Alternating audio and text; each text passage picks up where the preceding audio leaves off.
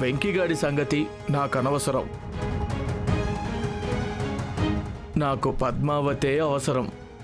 ఆ పిల్లతో ఇలా పెళ్లి చేసిన మరుక్షణంలో టికెట్ ఇలా ఇచ్చేస్తాను.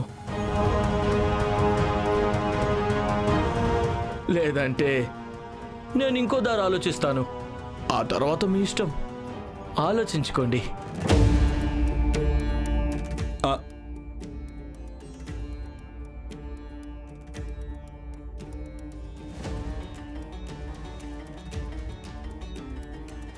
అఖిలాండేశ్వర్ గారు ఏమంటారు?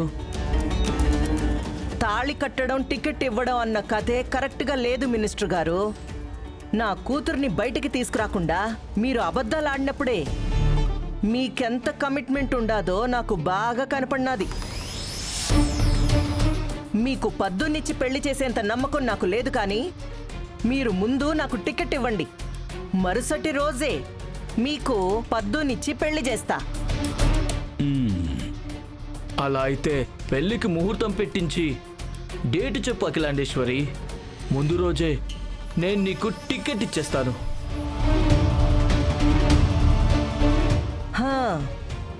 సరే, వస్తాను మినిస్టర్ గారు. మంచిదమ్మా. నమస్కారం. నమస్తే.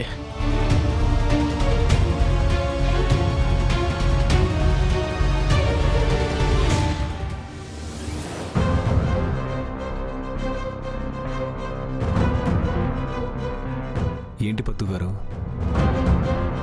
నేను నా మనసులో ఉన్న మాట చెప్తే మీరేమీ మాట్లాడరండి?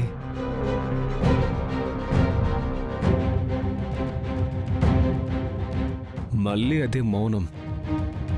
నేను మిమ్మల్ని ఇష్టపడుతున్నానని చెప్తున్నాను.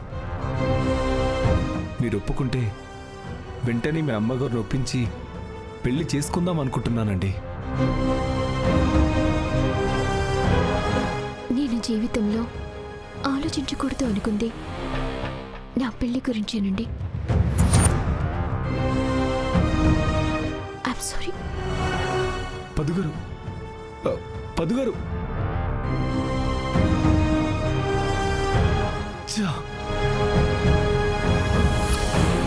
అన్నీ అనుకున్నట్టే జరిగాయి కదా, ఇదొక్కటి ఇలా రివర్స్ అయ్యిందేంటి?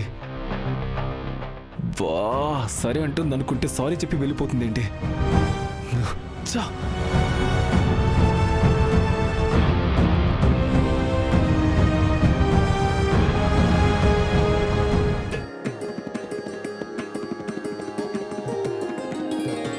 నమస్కారం నరసింహనాయుడు గారు.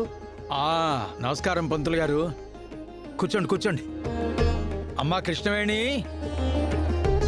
పంతులు గారు వచ్చారు, కాఫీ పట్రా అమ్మా. అలాగే నాన్న.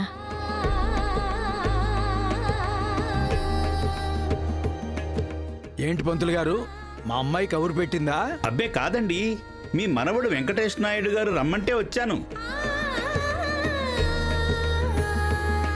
మనవడు పంతుల్ని రమ్మన్నాడా? ఎందుకై ఉంటుంది? పంతుల్ని ఎందుకు పిలిపించాడు?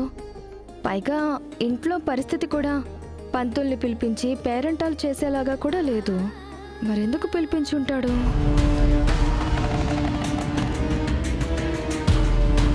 నాన్న, అమ్మా, ఈ టైంలో వెంకీ పంతులు గారిని ఎందుకు రమ్మన్నట్టు? అదేనమ్మా నాకు అర్థం కావడం లేదు.